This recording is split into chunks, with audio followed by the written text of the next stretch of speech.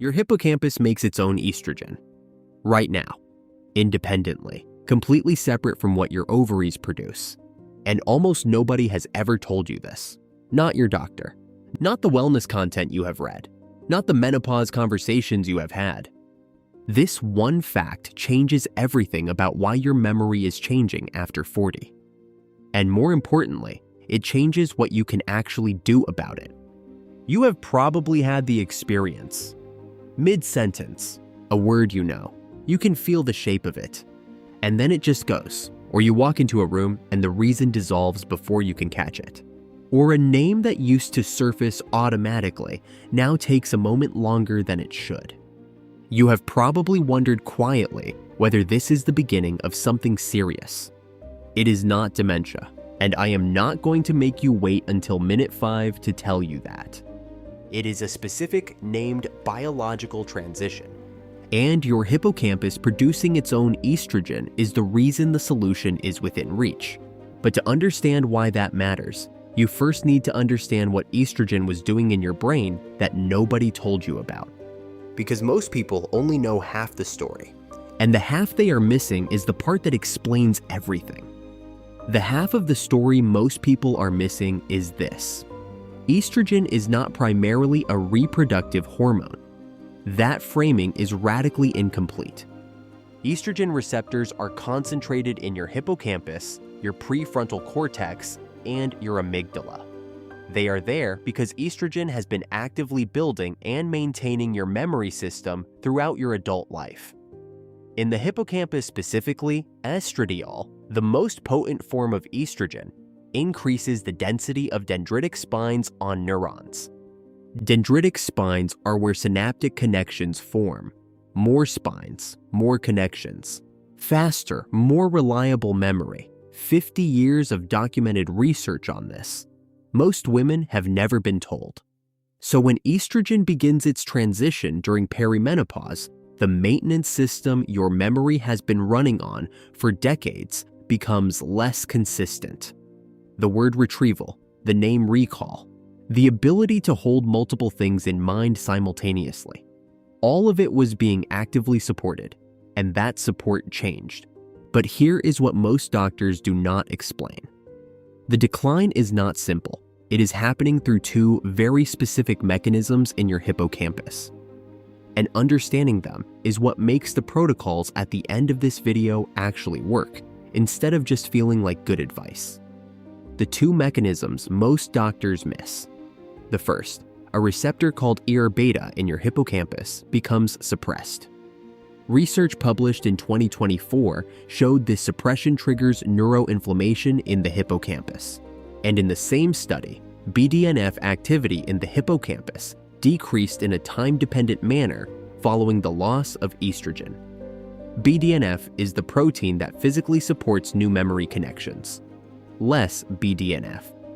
Connections form more slowly. New information stops sticking. The second, dendritic spine density in the hippocampus begins to reduce. Fewer spines, fewer connections. The pathways that word retrieval and name recall depend on become less efficient. This is not a vague hormonal effect. This is two named measurable biological changes in a specific brain structure, which means they have specific targeted solutions. And those solutions exist precisely because of the thing I told you first. Your hippocampus still makes its own estrogen. Even now. Even after the ovaries have significantly reduced theirs, let me make these two mechanisms personal, because they map directly to the 4 things you've probably already noticed. Change 1. Word retrieval failures. The tip of the tongue experience. You know the word, you can feel it. That is the hippocampus to prefrontal cortex retrieval pathway. Estrogen supports the efficiency of that pathway. When estradiol becomes variable, the pathway becomes inconsistent. The information is encoded.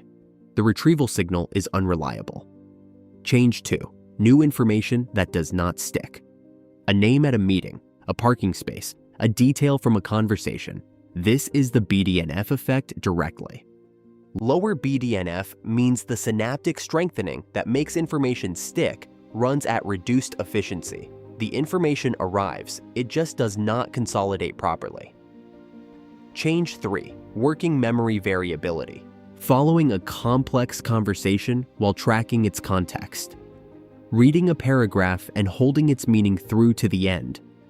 The prefrontal cortex governs working memory and is rich in estrogen receptors. As estrogen changes, working memory becomes less reliable and more effortful. Not gone, more expensive to run. Change 4. Processing speed and mental fatigue. Thinking feels slower. Tasks that were automatic now require deliberate effort. Estrogen supports myelin production, the sheath around nerve fibers that governs signal speed. As estrogen transitions, myelin maintenance becomes less efficient. The cognitive work is the same. The energy cost increases. Which of those 4 is most familiar to you right now? Hold that question, because there is one more thing I need to tell you first. The most important thing in this video, and I want to say it before anything else. Before the protocols. Before the science. Because some of you have been carrying a fear about this that I want to address directly. Think about the last time the right word came immediately. Not after a pause, immediately. The name arrived before you needed it. The sentence completed itself. That effortless retrieval is not a distant memory of a younger brain. It is what your hippocampus does when the system has what it needs. The machinery is still there. What changed was the support. And as this video is about to show you, that support can be partially restored. Not through what the ovaries produce, through what the hippocampus produces itself. Here is the most important thing. What you have been experiencing is not early dementia. It is not a signal of Alzheimer's disease. It is not evidence that your cognitive trajectory is irreversible. Dementia affects episodic memory at a systemic level. It produces disorientation in familiar environments. It progressively impairs daily function. What is described in this video produces retrieval inconsistency, working memory variability, processing speed changes. In a context where orientation, personality, and daily function remain intact. The fact that you noticed these changes is evidence your cognition is intact. People in the early stages of genuine dementia frequently cannot recognize their own cognitive changes. You noticed. That is the test, and you passed it. Now, the midpoint question. Drop your number before we go to the protocols, because your number changes which protocol matters most for you. Which of the 4 changes is most familiar to you right now? Number 1. Words that disappear mid-sentence. Names that take too long to surface. 2. New information that does not stick the way it used to. 3. Following complex information or holding multiple things in mind feels harder. 4. Thinking feels slower or more tiring than it used to. Drop your number in the comments. I read every single one, and your number tells me which protocol to put first in the next video. Before the 3 protocols, one finding that changes the urgency. Roberta Brinton at the University of Arizona documented what researchers call the critical window. Interventions initiated earlier in the hormonal transition produce larger and more durable benefits to hippocampal function. Not because interventions started later have no benefit, but because the hippocampal architecture has more plasticity to work with earlier. The time to start is not when the changes become severe. It is now, while the system is still in transition, while your hippocampus still has the capacity to do what I am about to describe. Here is what your hippocampus can do that most people do not know. Protocol 1. Aerobic exercise for BDNF and neuroestrogen. This is the most important finding in this video. The same exercise pathway that produces BDNF also stimulates hippocampal neurons to produce their own estrogen locally. Neuroestrogen, made inside the hippocampus itself, from cholesterol, through a local enzymatic pathway that is completely independent of the ovaries. Exercise activates this pathway, which means that even as circulating estrogen declines, your hippocampus retains the ability to produce what it needs if you give it the signal. and exercise is the signal. Protocol: 3 40-minute moderate aerobic sessions per week. Walking pace where you could hold a conversation but would not want to sing. And use the 30-minute post-exercise BDNF window for learning or anything requiring new information retention. That window is the highest plasticity moment your hippocampus will have all day. Protocol 2: slow wave sleep for consolidation and receptor function. Your hippocampus replays newly encoded experiences during slow wave sleep, converting the day's learning into stable long-term memory. When slow wave sleep is disrupted, that consolidation does not complete. You wake up and the details from yesterday are not reliably accessible. Not because you did not encode them, because the offline processing did not finish. There is also a receptor-level connection.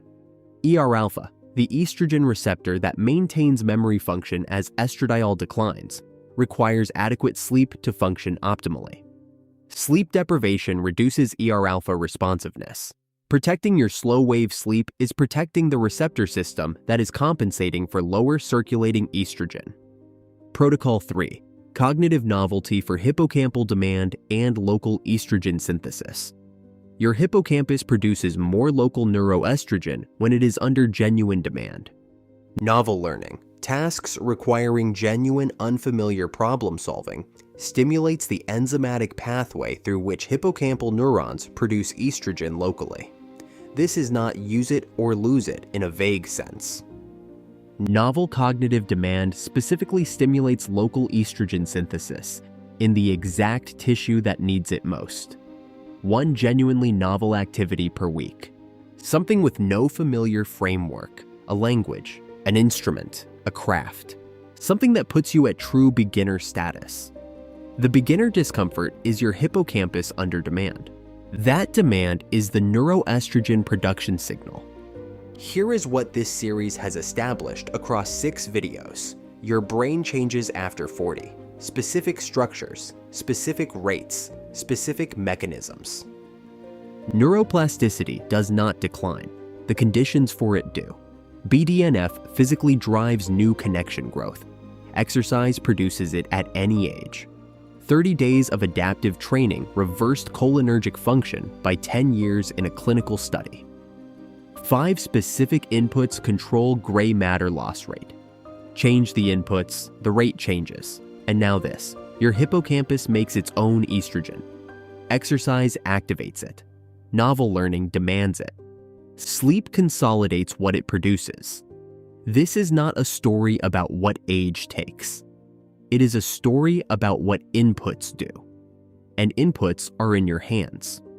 Your memory did not get worse because you got older. It changed because the hormonal support that maintained it changed. Your hippocampus still synthesizes its own estrogen. Exercise activates that synthesis. Novel learning demands it. Sleep consolidates everything it produces. The system is intact. The inputs are what changed.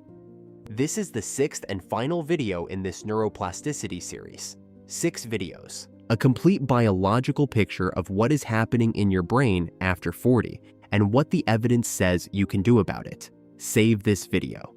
The next time you pause mid-sentence, searching for a word, remember what just happened. A retrieval pathway that estradiol used to support ran without full support. That is a mechanism, not a verdict. Share this with someone who has been frightened by their own memory changes and has never had a biological explanation for them that did not feel like a diagnosis. This is the explanation. And it changes everything about what they do next. If you are not here to stay average, subscribe.